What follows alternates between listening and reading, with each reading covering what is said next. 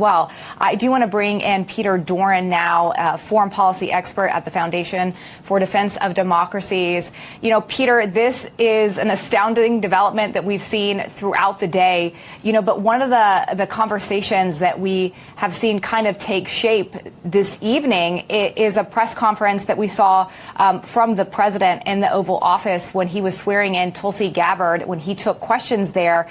And he was asked specifically if Ukraine is an equal player in these negotiations. And I want to read part of what he said. He said, that's an interesting question. And he kind of paused there. He said, I think they have to make peace. People are being killed and they have to make peace. But really, as we saw, he called Vladimir Putin first, then called Zelenskyy. And he also said that he's going to have conversations with President Putin, possibly in Saudi Arabia with the crown prince there, Mohammed bin Salman, and said then he may bring Ukraine along in those conversations. So what is a signal to you about the placement that Ukraine is taking in these negotiations? Well, first of all, I'm not worried. In fact, I think this just underscores something that President Trump has already said. Let's recall on the day he was inaugurated, he declared for all of the world to know he wanted to be remembered as a peacemaker. He's already made moves in the Middle East to do that. Now we're seeing him make his first moves in Europe. But this is an important point. In Central Europe, there's always been this line, not about us without us. Don't negotiate about us unless we're involved. So, yes, Trump called Vladimir Putin first, but after that call, he immediately pivoted and talked to Zelenskyy. And President Zelenskyy will now meet with Vice President J.D. Vance in Germany at the end of this week. So we're seeing that old negotiating guideline, not about us without us, upheld, and that's a good thing.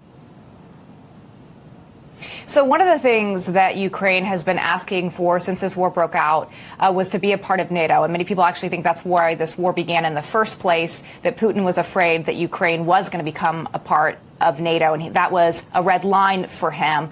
But earlier this week and today, Defense Secretary Pete Hegseth had this to say about Ukraine being a part of NATO. Listen to this.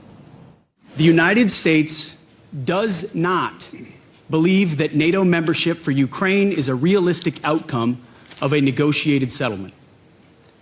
Instead, any security guarantee must be backed by capable European and non-European troops.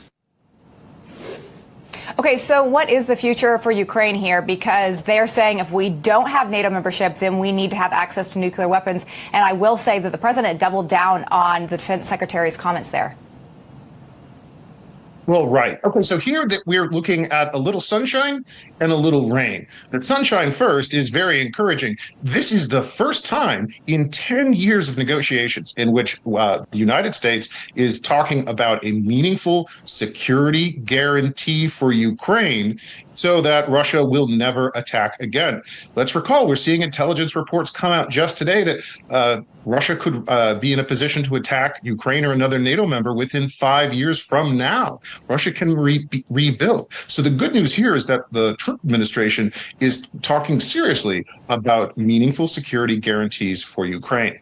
Now, the rain.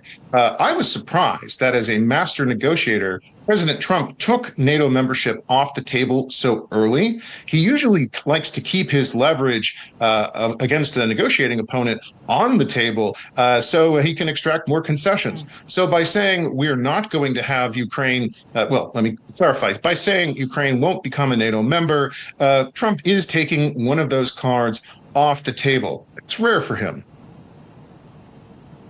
Yeah, and it's interesting as well that he didn't demand anything in these additional conversations that he's going to have with Vladimir Putin. He said that nothing is on the table so far. So we will see how this continues to develop. Peter Doran, thank you so much for your time. Good to see you.